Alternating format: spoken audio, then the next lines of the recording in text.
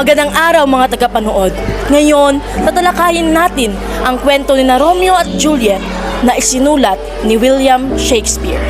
Romeo at Juliet, isang sikat na dulang trahedya na isinulat ni William Shakespeare. Ito ay isa sa mga pinakakilalang love story sa buong mundo at madalas na tinatanghal sa mga teatro at ginagawang pelikula. Ang kwentong ito ay umiikot sa dalawang kabataan na sina Romeo at Juliet na nagmula sa mag-aaway na pamilya, ang mga Montague at Capulet. Sa kabila ng alitan ng kanilang mga pamilya o angkan, nag-iibigan ang dalawa. Ang kanilang pag-iibigan ay nagdulot ng trahedya dahil sa kanilang mga magulang at sa mga pangyayaring hindi nila kontrolado.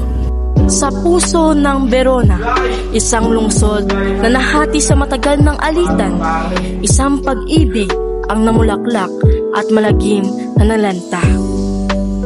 Ang mga Montague at Capulet, dalawang marangal na pamilya, ay nagkaroon na mapait na alitan sa loob na maraming henerasyon.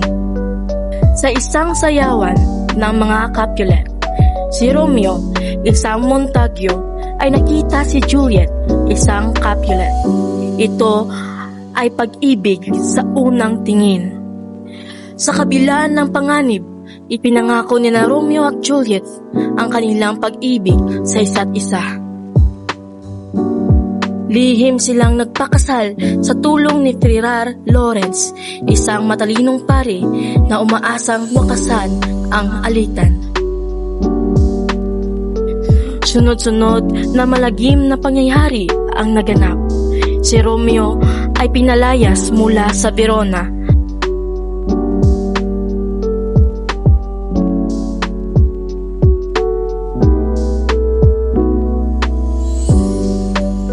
At si Juliet ay napilitang pakasalan si Paris, isang Capulet.